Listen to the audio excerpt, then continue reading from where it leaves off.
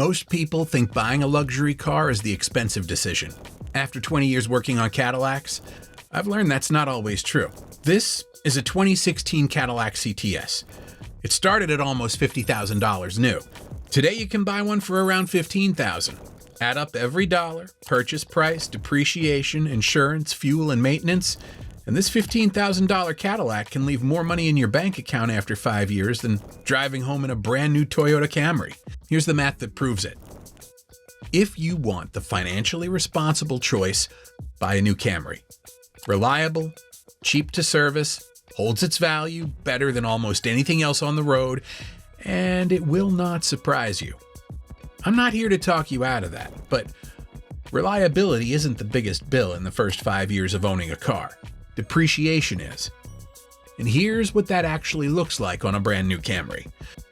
A typically equipped Camry sells for around $34,800 today. According to CarEdge, that car will lose about $12,500 in value over the next 5 years. The single biggest expense on the entire ownership sheet, just from sitting in your driveway. Add insurance, running a little over $10,000 across those 5 years, plus fuel and maintenance on top, and you're looking at roughly $51,000 leaving your bank account over 5 years for a car that started at $34,800. I had a customer walk into my shop looking at a brand new Camry, doing exactly what everybody tells you to do, making the smart, responsible choice. We put the numbers on a piece of paper right there on the counter. Purchase price, insurance, fuel, everything. Just out of curiosity. Halfway through, he stopped talking. By the time we finished, he wasn't asking about the Camry anymore. He was asking why nobody had ever shown him a used CTS instead. Before we get to that CTS specifically, 2 quick honorable mentions, because $15,000 buys more than one Cadillac. If comfort matters most to you, a Cadillac XTS from this same era runs about the same money. A bigger, softer, full-size sedan. If you want the cheapest way into a Cadillac, period, an ATS gets you in for around $12,000. But if it were my own money, the CTS is the one I'd drive home. And here's exactly why.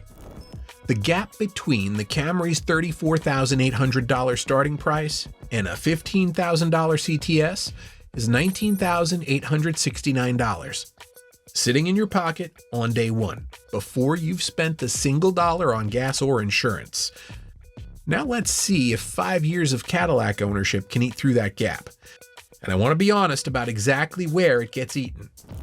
Insurance on a CTS runs close to $2,000 a year across the sources I checked. About $9,750 over 5 years. Comparable to what the Camry costs to insure, depending heavily on your age, location, and driving profile. This is the one category where the Cadillac roughly breaks even with the Camry. No clear advantage either direction. Fuel is where the Cadillac genuinely loses ground, and I'm not going to hide that. The CTS's V6 gets around 25 miles per gallon combined, against roughly 51 for today's hybrid Camry, according to EPA figures for both. At 15,000 miles a year, that's about $10,500 in gas over 5 years for the CTS, several thousand more than the Camry burns over the same distance. If gas prices matter a lot to your budget, this is the number that should give you pause. Routine maintenance and repairs on a CTS average around $663 a year, according to RepairPal. About $3,300 over 5 years. That's far lower than most people expect from a luxury car, and it's the number most people get backwards. They assume the luxury car costs more to maintain. On average, this one doesn't. Add it up, purchase price, insurance, fuel, and maintenance for the CTS over 5 years comes to about $38,565 out of pocket. The Camry, over the same 5 years, costs about $51,151. That's a $12,586 gap in the Cadillac's favor. And I haven't given the CTS credit for being worth a single dollar at all at the end of those 5 years. I'm assuming it's worth nothing just to make this fair. One honest note on methodology, because I want this math to survive scrutiny. Everything I just walked through assumes both cars are bought with cash. If you finance the Camry instead, which is how most new car buyers actually pay for one, you're adding roughly $6,000 in interest on top of everything else over 5 years, which only widens this gap further. I'm not including that because I want the comparison to be as fair to the Camry as possible. Cash against cash, no financing charges tilting the scale in either direction. Now let's try to break that number, because a good financial argument should survive somebody trying to prove it wrong. I've had customers sit across from me, convinced that one bad repair would erase the entire advantage of buying used. Let's actually test that, instead of just assuming it. Let's say that CTS needs a genuinely bad repair somewhere in those 5 years. $7,000 worth of work. The kind of estimate that makes an owner's stomach drop a little. The gap shrinks, but the Cadillac is still about $5,500 ahead. Push it further. $10,000 in repairs, a rough scenario for any used car, and the Cadillac is still roughly $2,500 ahead. It isn't until you're well past $10,000 in unplanned repairs, something closer to a car's entire purchase price and problems, that the math actually flips in the Camry's favor. That's the honest breaking point, and it tells you exactly why the inspection before you buy matters more than almost anything else in this entire video.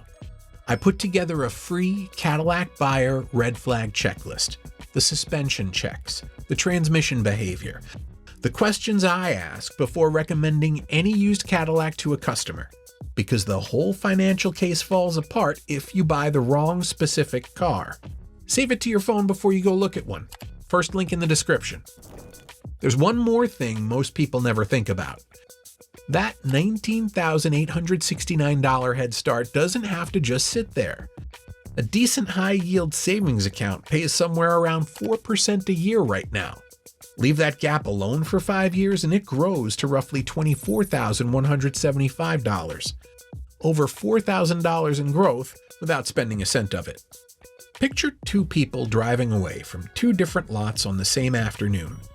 One drives home in a brand new Camry. The other drives home in a Cadillac.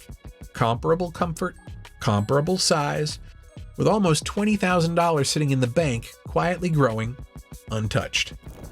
I'll give Toyota its due here, because pretending otherwise wouldn't be honest. And this whole video falls apart the moment I start cherry picking. Toyota builds the most predictable car on this list. Full stop. Better fuel economy, a longer warranty, the best resale value of anything in this comparison, and a much thinner tail of expensive surprises. If you want the most predictable ownership experience possible, the best resale value, and a car that will genuinely never once surprise you in 5 years, the Camry is still the right answer. And there's nothing wrong with choosing peace of mind over a bigger number on a spreadsheet. I'm not telling you a Cadillac is more reliable than a Camry. It isn't, and I'd be lying if I said otherwise after 20 years of seeing both come through my shop.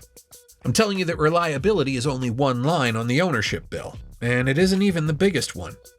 Someone else already paid the depreciation on that Cadillac. You still get the engineering, the comfort, and the size that made people want one in the first place. You just don't have to pay new car prices for any of it anymore. What are you cross-shopping right now? Drop a comment and I'll tell you exactly what to check before you sign anything.